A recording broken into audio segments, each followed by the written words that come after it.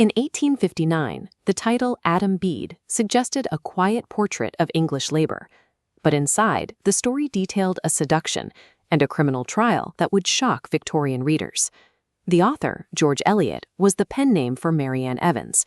She used the pseudonym to bypass a publishing industry that often dismissed women writers as mere creators of light domestic romances. Evans set her story in Hayslope in 1799. It is a village where the social hierarchy is fixed in stone, and every neighbor is a witness to your private life. The community centers on 4 figures: Adam, a carpenter dedicated to his work; Dinah, a preacher; Arthur, the local squire; and Hetty, a girl fixated on her own beauty and social advancement. Evans uses this predictable rural setup to build a sense of stability.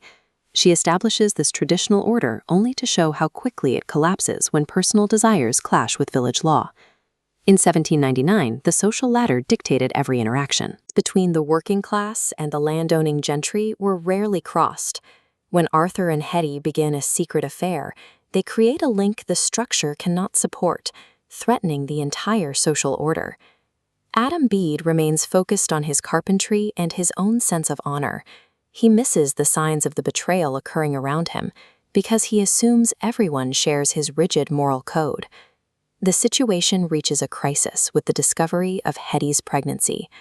In this community, the news instantly transforms Hetty from a village beauty into a social outcast.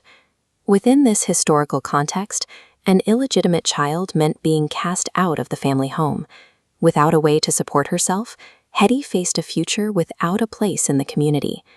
Driven by the fear of being seen by those who once praised her, Hetty flees Hayslope. She wanders the countryside alone, searching for a way to hide her condition from the world. After days of isolation and mounting panic, Hetty reaches a breaking point. In the woods, she abandons her newborn child, leaving it to die in the cold. The child's body is found, and Hetty is arrested for infanticide. The village romance concludes in a courtroom with a sentence of death by hanging. This is didactic fiction, a form of writing intended to teach the reader about the weight of moral choices. Evans isn't writing to provide an escape, she is writing to examine the consequences of human actions. By documenting this descent from a simple attraction to a capital crime, Evans depicts the countryside as a landscape of harsh social consequences. The rural innocence the village once projected is replaced by the reality of the trial. The trial leaves Hayslope in a state of mourning. The community is forced to reckon with the fact that their rigid social standards contribute to Hetty's desperation. Dinah Morris is the only one who reaches out to Hetty in prison. As a preacher, she offers the emotional support that the law and the social hierarchy cannot provide. Dinah helps both the victim and the survivors confront what has happened. She facilitates a slow, difficult path toward forgiveness, though the damage to the village remains. The novel ends without a simple resolution.